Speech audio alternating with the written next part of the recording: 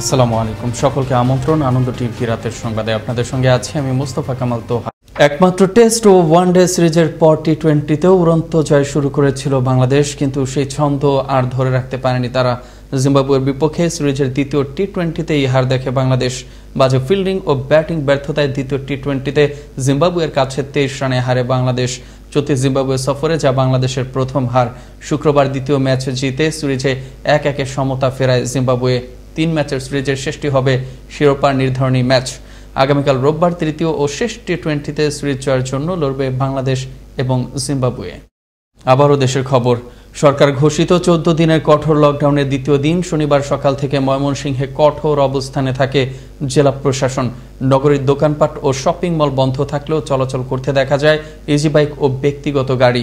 এদিকে লকডাউন বাস্তবায়নে জেলার গুরুত্বপূর্ণ পয়েন্টে চেকপোস্ট বসিয়ে দায়িত্ব পালন করে জেলার আইনশৃঙ্খলা বাহিনী।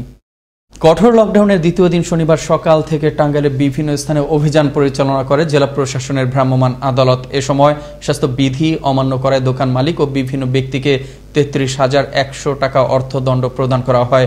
এদিকে লকডাউন বাস্তবায়নে জেলা জুড়ে কঠোর অবস্থানে থাকে জেলার আইনশৃঙ্খলা বাহিনী।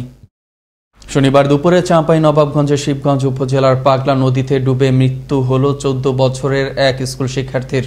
নিহত শিক্ষার্থীর বাবা জানান, শনিবার দুপুরে পাগলা নদীর ঘাটে গোসল করতে গিয়ে তার মেয়ে পানিতে ডুবে গেলে ফায়ার সার্ভিস ও স্থানীয়দের সহযোগিতায় প্রায় 1 ঘন্টা পর মৃত অবস্থায় উদ্ধার করা হয় লাশ।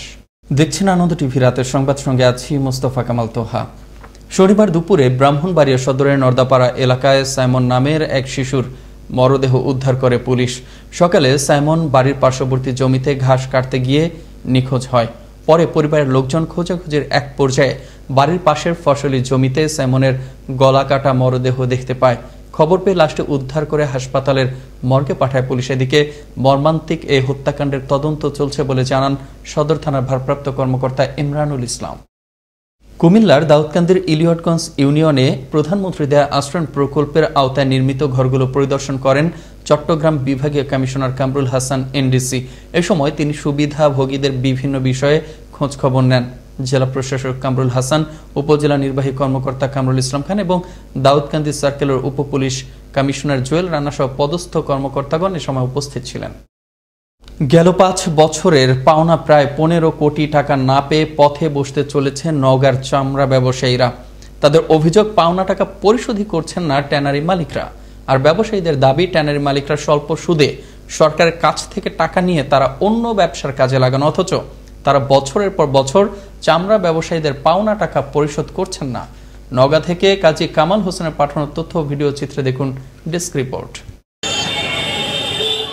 গত 5 বছরে প্রায় 15 কোটি টাকা বকেয়া পরিশোধ না করায় পথে বসতে চলেছে নওগাঁ চামড়া ব্যবসায়ীরা। দফায় দফায় সময় নিয়েও বিগত বছরের পাওনা টাকা পরিশোধ করেনি ট্যানারি মালিকরা, অথচ এই জেলার ব্যবসায়ীরা কোরবানির সময় আসলে ধার দেনা করে চামড়া কিনছেন। জেলায় প্রায় 35 জন চামড়া ব্যবসায়ী থাকলেও বর্তমানে তার সংখ্যা কমে মাত্র 6 জনে দাঁড়িয়েছে। ট্যানারি মালিকদের কাছে পাওনা টাকা না পেয়ে অনেকেই সর্বশান্ত হয়েছেন। কেউ কেউ এই ব্যবসা বদলে অন্য ব্যবসায় চলে গেছেন। তারা বলছেন, ক্ষুদ্র চামড়া ব্যবসায়ীরা না বাঁচলে এই ব্যবসাও বাঁচবে না। তাই দাবি পাওনা টাকা পরিশোধের এবং সহজ শর্তে সরকারি ঋণের। ট্যানারি মালিকরা যে আমাদের নওগাঁ গ্রুপ চামড়া ব্যবসায়ী থেকে 7-8 কোটি টাকা পাওনা আছে, যদি এটা এগুলো না দিতে পারে তাহলে আমাদের চামড়ার ব্যবসার অবস্থা খুব খারাপ হয়ে যাবে। এটা আমাদের দিনে দিনে সর্বশান্ত হয়ে যাচ্ছে। অনেকে এই চামড়া ব্যবসা ছাড়া বিভিন্ন অন্যান্য ব্যবসায় চলে গেছে, তারা অনেক ভালো আছে। আমরা আশায় আশায় ব্যবসাটা ধরে রাখছি, কিন্তু আমরা আর কতদিন থাকতে পারবো না নিজেও। এদিকে গত বছরের পাওনা টাকা ফেরত পাওয়ার কোনো আশা নেই জানিয়ে মাঠ পর্যায়ে জরিপ করে সরকারের চামড়া কেনা বেচার উপর একটি নীতিমালা তৈরি প্রয়োজন বলে মনে করেন জেলা চামড়া ব্যবসায়ী মালিক সমিতির সভাপতি। আপনাদের কাছে আমাদের বিশেষ অনুরোধ, আমাদের বকেয়া টাকা একবারে না, আস্তে আস্তে দেন, দিলেই আমরা ব্যবসায়ীরা আমরা বাঁচতে পারি। আজকে প্রচুর ব্যবসায়ী, শতকরা 80% চামড়ার ব্যবসা থেকে মুখ ফিরে নিয়েছে। মূলধন সংকটে চামড়া কেনা নিয়ে দুশ্চিন্তায় রয়েছেন জেলা চামড়া ব্যবসায়ীরা। এভাবে চলতে থাকলে আর কয়েক বছরের মধ্যে কোনো চামড়া ব্যবসায়ী থাকবে না নওগাঁতে। তাই এখনই সময় সরকার মাঠ পর্যায়ে জরিপ করে চামড়া কেনা বেচার একটি নীতিমালা তৈরি করুক এবং প্রকৃত ব্যবসায়ীদের স্বল্প সুদে ঋণ প্রদান করুক। তরিকুল ইসলাম, আনন্দ টিভি, ন্যাশনাল ডেস্ক। গেল রাতে গোপালগঞ্জের টুঙ্গিপাড়া রামচন্দ্রপুর গ্রামের একটি জামে মসজিদের জায়গা বিক্রি নিয়ে মুসল্লিদের সাথে বাকবিতণ্ডা হয় একই এলাকার আনিস লস্করের বাগবিতণ্ডার এক পর্যায়ে ওই মুসল্লিদেরকে দেশীয় অস্ত্র দিয়ে মারাত্মকভাবে কুপিয়ে জখম করে সে। এদিকে আহতদের উদ্ধার করে গোপালগঞ্জ সদর হাসপাতালে পাঠানো হয়। এই ঘটনার তদন্ত করে অভিযুক্তদের বিরুদ্ধে আইনগত ব্যবস্থা নেওয়া হবে বলে জানান টুঙ্গিপাড়া থানার ভারপ্রাপ্ত কর্মকর্তা AFM নাসিম। শনিবার দুপুরে নারায়ণগঞ্জের ফতুল্লার পাগলা নয়ামাটি এলাকায় মাসুদ নামের এক পোশাক শ্রমিককে কুপিয়ে হত্যা করে কয়েকজন দুর্বৃত্ত। এ সময় সোহেল নামের এক দুর্বৃত্তকে আটক করে পুলিশের হাতে তুলে দেন স্থানীয়রা। ঘটনার সত্যতা নিশ্চিত করেন ফতুল্লা থানার তদন্ত কর্মকর্তা তরিকুল ইসলাম। সরকার ঘোষিত কঠোর লকডাউনের বিধি নিষেধ উপেক্ষা করে টাঙ্গাইলের মির্জাপুরের গোড়াই ইউনিয়নে comfit composite knit limited factory নামের একটি কারখানা চালু রেখেছে কর্তৃপক্ষ। 3টি শিফটে 3 শতাধিক শ্রমিক দৈনিক 8 ঘন্টা করে এর কারখানাটিতে কাজ করে। শ্রমিকদের চাকরিচ্যুত করার ভয় দেখিয়ে জোরপূর্বক কাজ করানো হচ্ছে বলে কারখানা মালিকের বিরুদ্ধে অভিযোগ করেন কারখানায় কর্মরত শ্রমিকরা। এদিকে শিল্পাঞ্চল খ্যাত জেলা গাজীপুরেও সরকার ঘোষিত কঠোর লকডাউনের বিধি নিষেধ উপেক্ষা করে সচল রাখে গাজীপুর সদরের ভাওয়াল মির্জাপুরের নয়াপাড়া গ্রামের কালিয়ার রেপ্লিকা লিমিটেড নামক একটি ফ্যাক্টরি। এমন তথ্য পেয়ে সংবাদ সংগ্রহে গেলে বাধার মুখে পড়তে হয় সাংবাদিকদের। তবে ক্যামেরার সামনে সরাসরি কথা বলতে রাজি না হলেও কারখানাটির ব্যবস্থাপকের কথায় উঠে আসে মুদ্রার ওপিঠের প্রতিচ্ছবি। থানার ওসি সাহেব পর্যন্ত জানে বক্তব্য দেওয়ার এখানে পানিটা কেউ নাই। ডাইরেক্টলি না বললে ইনডাইরেক্টলি তো খোলা রাখার একটা চলে আসে না। আর অ্যাভেলেবেল অর্ডার আছে দেখেই তো আমি চালাইতে পারতাছি। অর্ডার যদি তারা বলতো না এভাবে অর্ডার দিয়ে না আমি কাজ করবো না, তাহলে তো আমার বন্ধ। কেন্দ্র ঘোষিত নাটোর জেলা স্বেচ্ছাসেবক লীগের নতুন কমিটি বাতিলের দাবিতে সংবাদ সম্মেলন করে সদ্য বিলুপ্ত হওয়া আহ্বায়ক কমিটি। শনিবার দুপুরে শহরের কান্দি ভিটুয়ায় জেলা আওয়ামী লীগের কার্যালয়ে এই সংবাদ সম্মেলন অনুষ্ঠিত হয়। একটি পক্ষ কেন্দ্রীয় নেতাদের প্রভাবিত করে নতুন এক কমিটি গঠন করে, যা সংগঠনের গঠনতন্ত্র পরিপন্থী বলে অভিযোগ করেন সংবাদ সম্মেলনে অংশ নেয়া বক্তারা। যে কমিটি সম্পূর্ণরূপে অবৈধ, অগণতান্ত্রিক, নিয়ম বহির্ভূত, বেআইনি, আমরা এই কমিটি মানি না।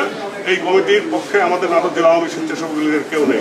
আমি আমাদের সাংগঠনিক নেত্রী জননেত্রী শেখ হাসিনার আমি আকুল আবেদন জানাচ্ছি আপনাদের মাধ্যমে, তিনি যেন এটাকে গুরুত্ব সহকারে দেখে এটার একটা সঠিক সুন্দর সমাধান নাটোরবাসীও চায়, নাটোর জেলা স্বেচ্ছাসেবক লীগও চায়।